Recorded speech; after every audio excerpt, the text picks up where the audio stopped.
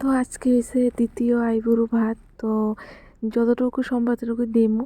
তো আজকে হচ্ছে দ্বিতীয় আইবুড়ো ভাত। তো দেখো রেডি হয়ে গেছি আর আমি সকাল সকাল স্নান করে আসছি। আর জামু আজকে দ্বিতীয় আইবুড়ো ভাত হয়েছে আমার একটা বান্ধবীর বাড়িতে। তো তার বাড়িতে যাওয়া হইব। তো দেখো আমি একদম স্নান করে ঠাকুর পূজা দিয়ে সেটা আমি রেডি হয়ে গেছি। তো যাইতেছি আমি আর আমার বোন। তো আমরা দুজনেই তার বাড়িতে যাবো। তো দেখো রেডি হয়ে গেছি আর এখন আমরা কিন্তু বাইরে যেতেছি।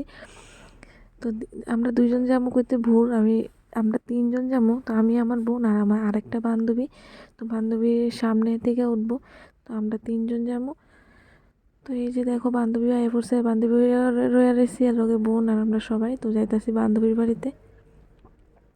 তো আয় পড়ছি। তো দেখো হ্যাঁ তারা লজ্জা পাইতেছে গেট খুলতে। আমি কইতেছে আমি গেট খুলতাম, যেহেতু আমারই আইবুড়ো বান্ধবী তো আমি গেট খুলতাম।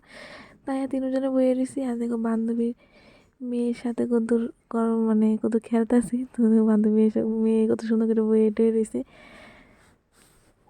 তো বান্ধবী মেয়ের সাথে কত কথা কইতেছে। দেখো বান্ধবী মেয়ে কিন্তু খুব খুশি হয়ে গেছে আমরা দেখে আসিরা। তো প্রথমে কিন্তু আমরা চিনতে পারছি না, তো পরে মিশে গেছে। তো এই আইবুড়ো ভাতের থালা দেখো কত সুন্দর করে সাজানো। তার বান্ধবী কিন্তু দেখো কতটা রান্না করছে আমার দেখে। তো আমরা বয়ে গেছি সবাই একসাথে খাইতাম। আজকে কিন্তু বান্ধবী আমরা অনেক কিছুই রান্না করা হয়েছে, রান্না কিন্তু খুবই স্বাদ হয়েছে। তো আমি এই বান্ধবীটা কইতেছি যে খুব ভালোই রান্না করতে পারে। তা দেখো লাস্টে দিয়ে কিন্তু খাওয়া দাওয়া শেষ, যাবো বাড়িতে। আজকে থেকে টাটা।